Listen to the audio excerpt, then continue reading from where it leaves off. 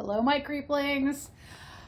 We're going to keep kind of playing in millennial horror. We're going to go back and revisit a series that we talked about the first one already, and I loved it. And now this is the second one in a trilogy. We are talking about Ginger Snaps 2, Unleashed today. Directed by Brett Sullivan, written by Megan Martin, based on characters by Karen Walton and John Fawcett. Distributed by Lionsgate Films, released January 30th, 2004.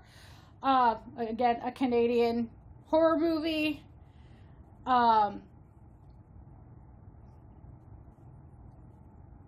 This one is okay, so there's 3 Ginger Snaps movies. We went over the first one. We know how much I love that one. It's great. This one is the sequel, and it was filmed with the third movie, which is technically a prequel, called Ginger Snaps Back, the beginning. They were filmed concurrently, so there were 2 different movies being filmed at the same time. And both of those movies had completely different tones and completely different flavors, and I'm just going to say it, I think both films suffered because of this. Let's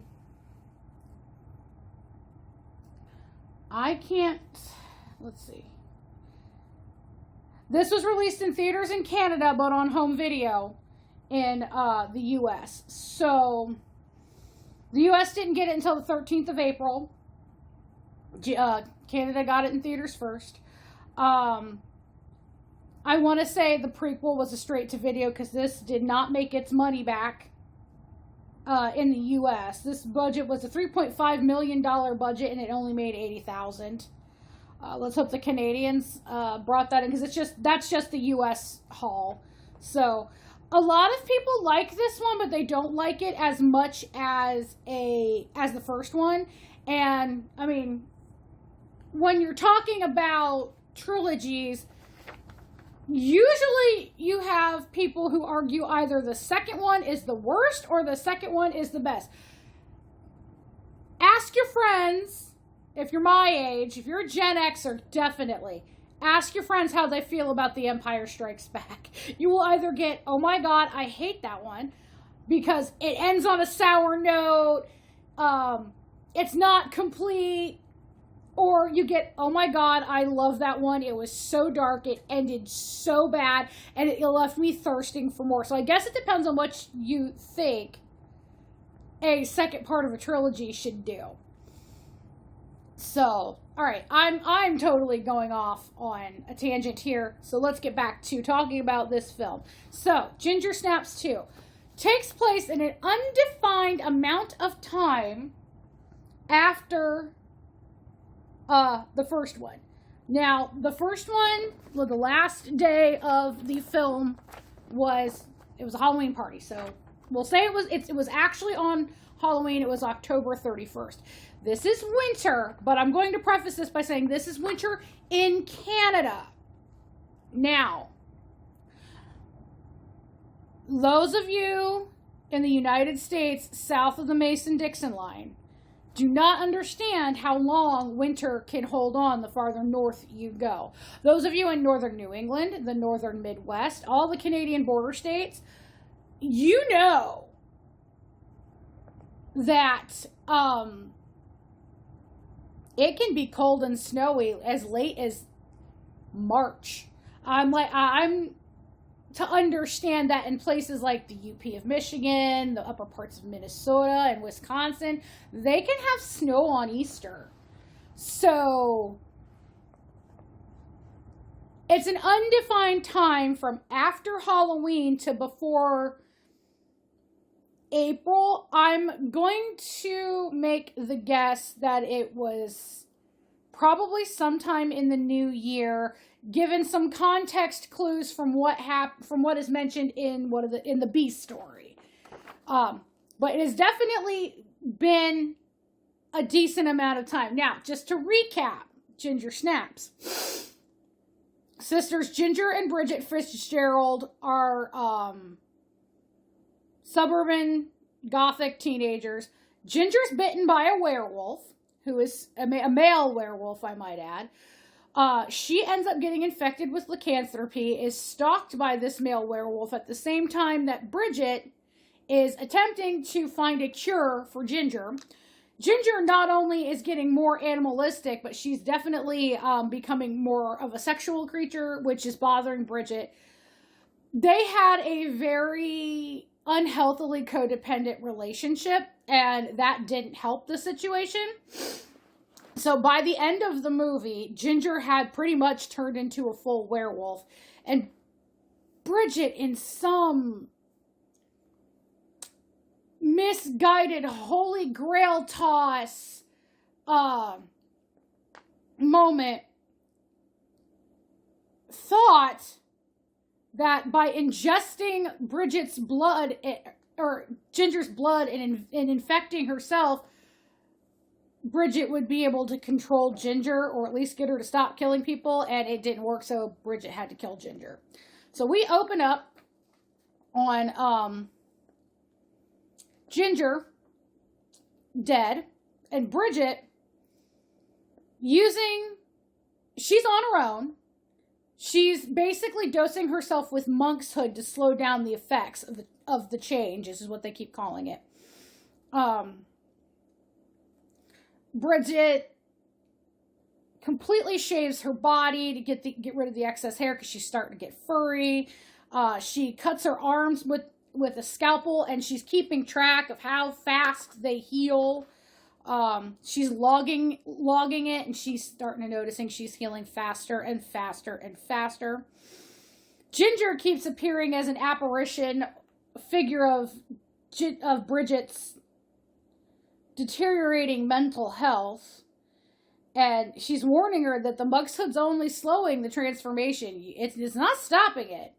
And that male werewolf has now decided to stalk Bridget, because apparently he feels the need to mate. It's a mating drive, I guess. I have questions about this male werewolf that maybe I will address here if I remember by the end of the synopsis.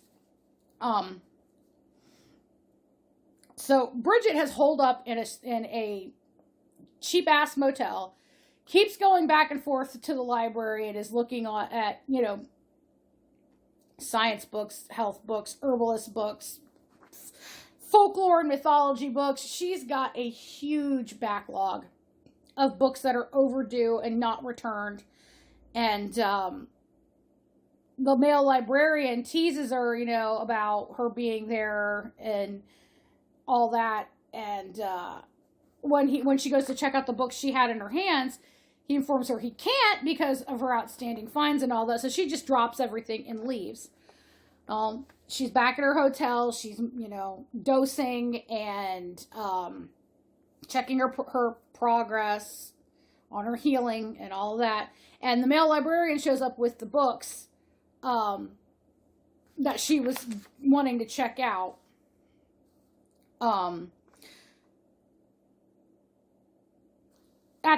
Just before she opens the door to him, she senses the presence of the male werewolf, so she has already started packing her shit to leave.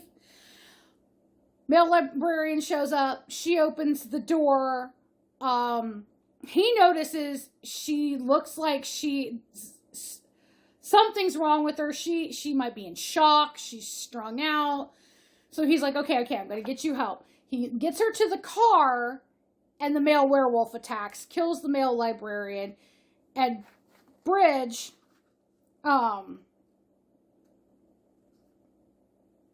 escapes, but she collapses in the snow because she's just too strung out, too sick.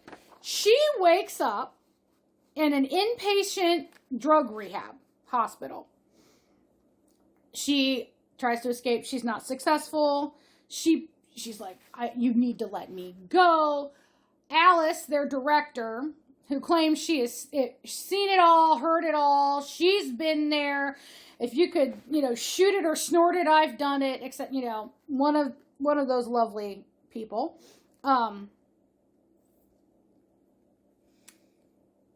While they are having their meeting, Bridget, clever girl, palms a piece of glass from a small frame on Alice's desk when Alice isn't looking, so she can use it to slice herself and keep track of her healing rate.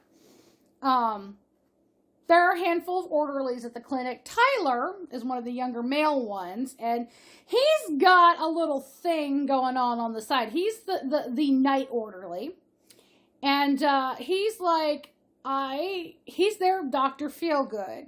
He will hook these girls up with what they need, a small dose, in exchange for favors. He tries to hit Bridge up, and she's like, no.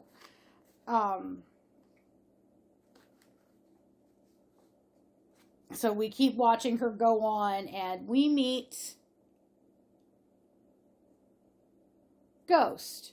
Now, Ghost is a preteen girl, played by, I forgot to go through the cast list, but there's not really a lot of big names. We bring Emily Perkins back as Bridget, and Catherine Isabelle as Ginger. The only other big name in here that I can recognize is a very young Tatiana Maslany. I believe that's how you pronounce her name. You know, of She-Hulk and Orphan Black fame. She plays Ghost. And it took me a minute to realize that because it's so young. But if you look, you can see it.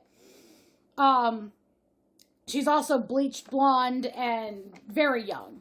Like, I'd say about 11 or 12, maybe. Ghost is there because in addition to them being a rehab facility for drugs, they're a physical rehab facility as well. Ghost is there because her grandmother, her guardian,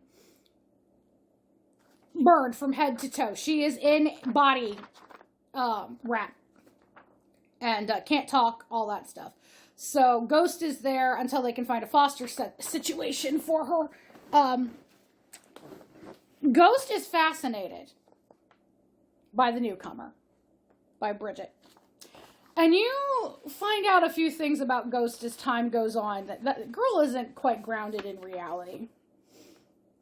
Time goes on.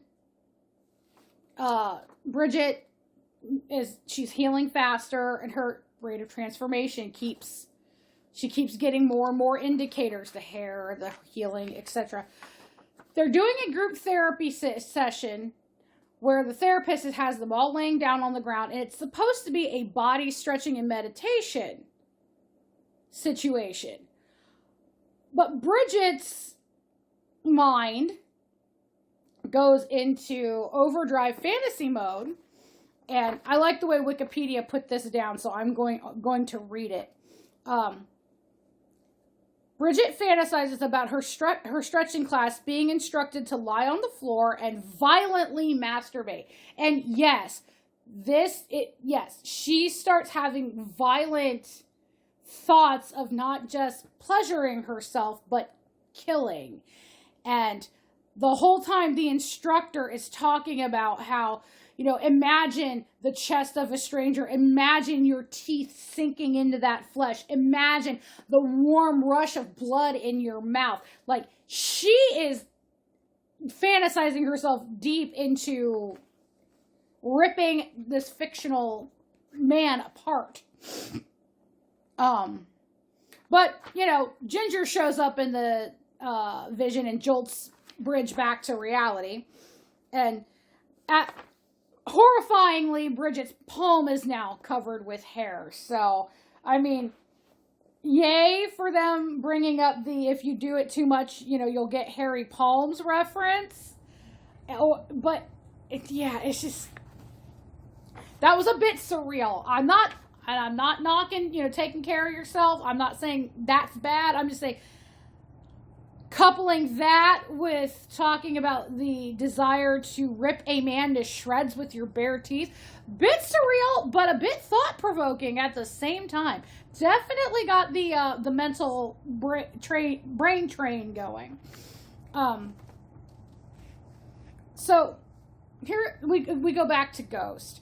Ghost follows the clinical staff around like a little puppy. She helps with lunch, food delivery, and she also spies and eavesdrop.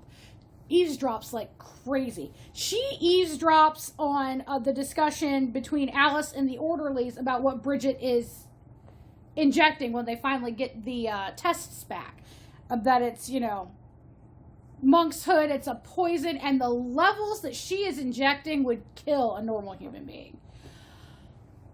Ghost then kind of gets an idea, and she has a stash of comic books hidden behind Barbara. Barbara's her grandmother. If I haven't mentioned that, if I did, just a reiteration, Barbara is her grandmother. Behind Barbara's bed, and she pulls one out. She's obsessed with comic books, and it's a horror comic about werewolves. So she puts 2 and 2 together. She slips Bridget that same werewolf comic and starts to question her about the change. She tries to get Bridget some monk's hood, but Tyler, the orderly, Dr. Feelgood there, prevents it from happening. And Bridget is just getting more and more desperate at the rate of at the rate she's changing. So she goes and she begs Tyler. She's like, I need my stuff. Can you come to my room tonight? Now, he injects her, but he doesn't do anything with her. So he didn't take advantage of a situation yet. I have a feeling had things been differently, he might have been asking for extras each time he went to go visit her. Now, just a note about the hospital that they're in, like 90% of it is condemned and unused. So there's a lot of empty space that is supposedly blocked off and off limits, but sorry, late night. But of course, people sneak off. So, there's a dog that resides at the clinic. His name, I cannot remember the name of the dog off the top of my head. Ghost, but it's kind of like Ghost's little pet. She helps take care of it. Well, it kind of disappears. And at the same time, Bridget's noticed or has felt the werewolf has tracked Bridget to the clinic. And she's like, I need to leave. And Ghost is like, I know how you can leave. It's through the vents, but you have to take me with you. So they crawl through the air vents to reach the basement by the unused part of the hospital. And this is after Ghost has realized the dog is dead. First, she thinks Bridget did it. She brings the head to Bridget while she's doing one of her chores alone in the laundry room. Bridget's like, I did not do that. So that's what kind of tripped her off, that the male werewolf was there. So they plan their escape. And they crawl through the air vents. They get to the basement. There they encounter one of the other patients at the clinic. Her name is Beth Ann. Beth Ann is a bitch. She shows her bitchiness the entire time she's there. She's high as a fucking kite because Tyler had hooked her up. So she traded some extra favors with Tyler to get higher than fuck.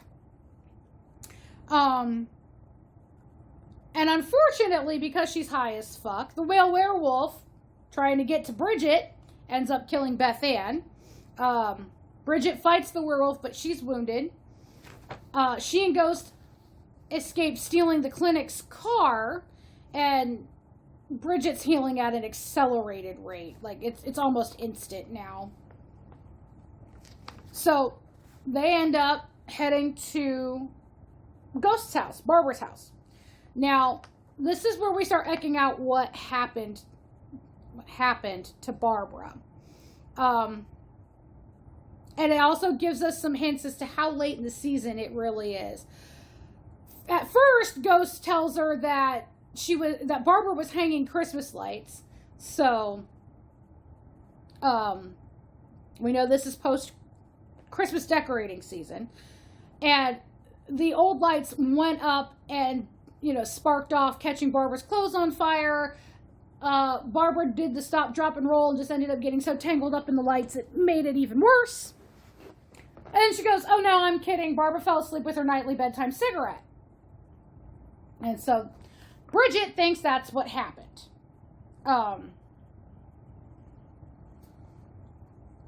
So it's a remote cabin out in the woods. It's run by a generator. It's on well water. It takes Ghost a few minutes to get everything all situated. This girl's very self-sufficient, probably because living with Barbara out in the middle of nowhere. She knows how to run the Jenny. She knows how to get the well water started. All that. They sleep in the living room. Ghost knows about Ginger, and they talk about, some of the sisterly stuff and how Ghost always wanted a sister and all this stuff. And next day, Bridget wakes up to find that Ghost had booby-trapped the house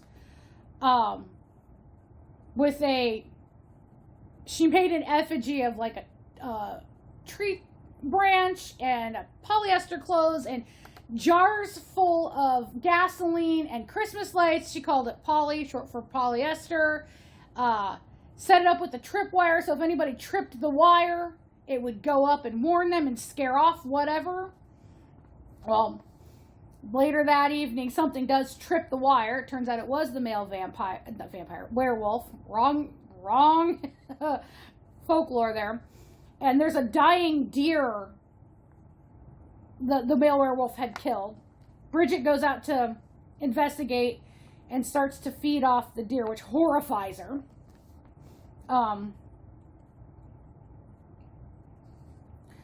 Bridget's like, everything is progressing too fast. So she and Ghost go into town and arrange a meeting with Tyler at the gas station to get her shit. She needs her monk's hood. She needs it now. They're waiting at the gas station. Bridget goes in for something and realizes that the attendant has been killed. At the same time, Tyler shows up, scares the living shit out of Ghost.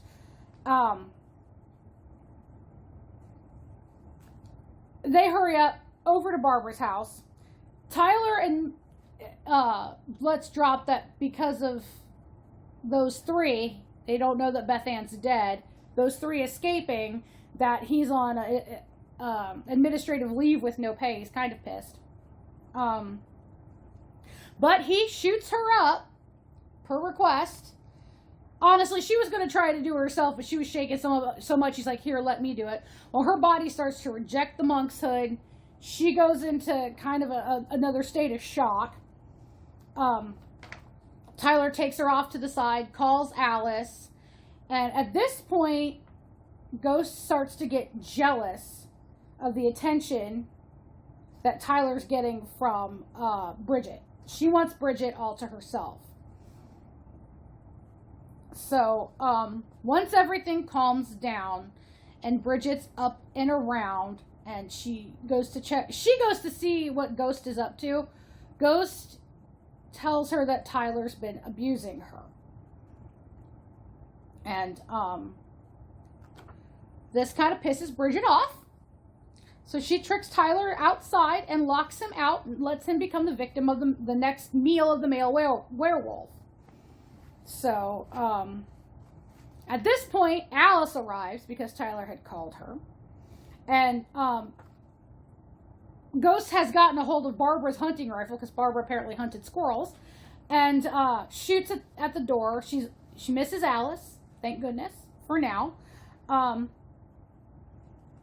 Alice confronts Ghosts. Where is everybody? What's going on? And Ghost just, we're trying to keep the monster at bay, etc., etc. And Alice is like, we need to get you some help.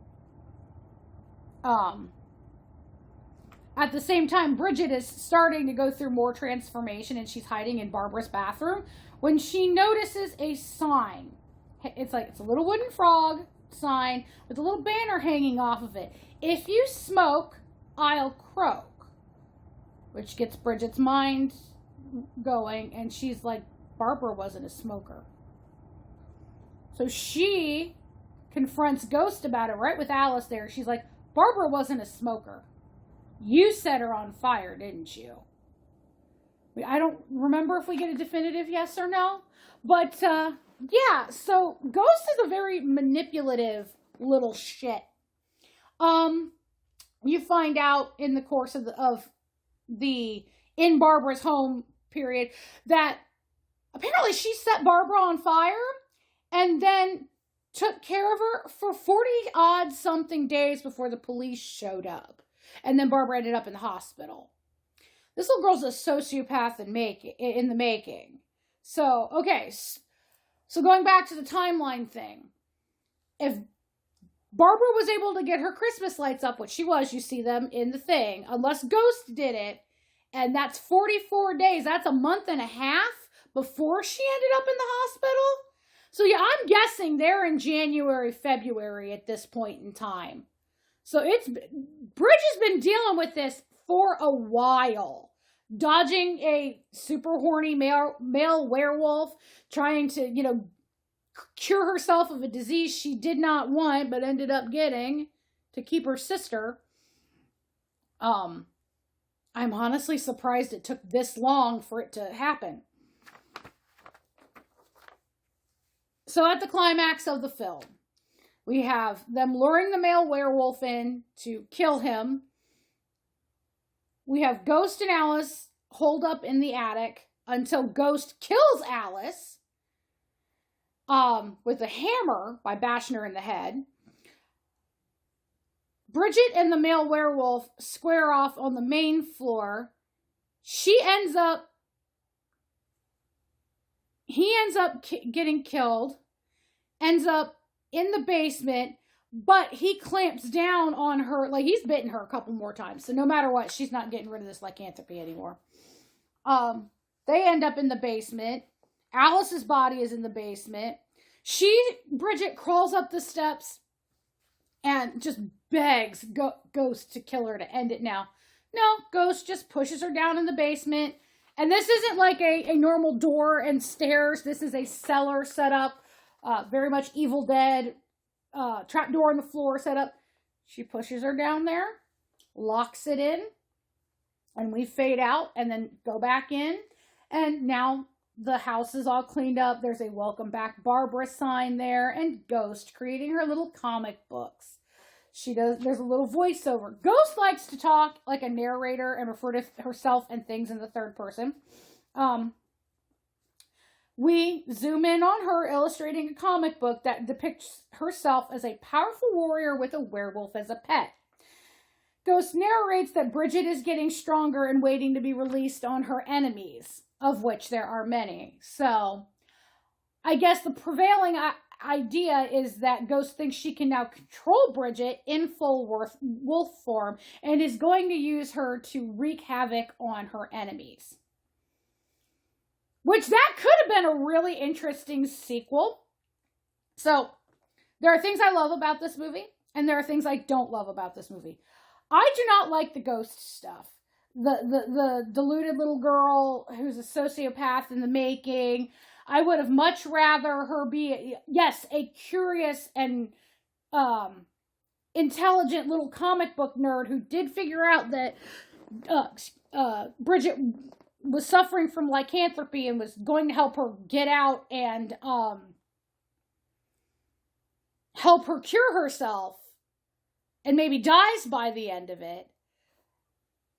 But yeah, this trying to harness her as her super werewolf pet, that ending kind of, up until then though, watching Bridget struggle with not only the physical changes of becoming a werewolf, but the urges to murder and the sexual urges, because I am not a member of this community, but I have seen a lot of articles and information come up in my social media feeds and news feeds about the community of asexuals, demisexuals, aromantics, etc., etc. Sometimes it feels like they are trying to code Bridget as asexual or non-sexual. She's, a teenage girl. And a good chunk of the time, by the time you hit puberty, you start having sexual urges and notions. It's the urge to procreate. It's what we're created for at some of the base level of the urge to keep the species going. I get it. I understand it. There are some people who never get these urges. They are considered asexual or non-sexual. I hear the term asexual and aromantic more often than I hear the term non-sexual and non-romantic. But they have no interest. If they're asexual, they have no interest in sex. If they're aromantic, they have no interest in romance. You can be asexual but still be romantic. And you can be asexual and aromantic, from what I understand. Again, I am not a member of this community. I only know one person two people who think they might be members of this community, or the demisexual community, or, that's where you're not interested in sex until you find your person. So I'm literally going off the little bit of information I've been able to glean and research. But it really feels to me like they were trying to code Bridget as asexual until the infection. And then part of the infection gives you this urge to not only hunt and kill, but procreate. So there's that. Which to her just is appalling her even more. The effects in this are very good, but what else do you expect from the K&B Effects house? I don't think I've seen anything of theirs in later years, especially, that was bad. There's nothing's cheesy from them. Maybe in their early days, but K&B Effects is always good. The performances were pretty good. Nothing one-sided, nothing flat. Even Tatiana Maslany as a young girl, she did a very good performance. I don't like the way the story went with the character, but that's a me thing. I did love her and Bridget's interactions. Again, I just wish that there was that, you wouldn't have had the I'm gonna keep her as a supernatural pet ending. I would watch this again. I would recommend this again. But going back to what I'm saying, this is not as good as the first one, but it's still pleasurable and enjoyable to watch. But there are definitely some talking and thinking points going on there. Eventually, we will talk about the third movie. I have opinions on that one. But yeah, Ginger Snaps 2. Definitely watch that one. Especially if you liked the first one. I really do think you'll like the second one. Maybe not as much as the first one, but you will like the second one. If you like female-driven horror, and, again, if you wanted to have a female-driven horror night and you did this, the predecessor, and then, like, Lisa Frankenstein, and Megan Fox, Jennifer's Body. And I'm sure there's other female-led horror out there that I have not gotten a hold of yet. That's not a final girl situation. Don't get me wrong. I love my final girl situations. But it's more, I think to me, it's more interesting when, the woman is the monster. And I know that the vampire genre is rife with that, but when it's other creatures and other positions, the female serial killer or the female werewolf, or I saw one where it was a mermaid. I think it was called She Creature. Carla Gugino was in it. I'd love to get a hold of that. But yeah, If you're into female-led horror, female-centric horror, I would definitely watch this one. But on that note, I've been nattering on for about half an hour now, so I'm going to let you guys go, and I'm going to get back to doing what I do best. So, good night, my creeplings, and say it with me. I'll see you next time. Bye.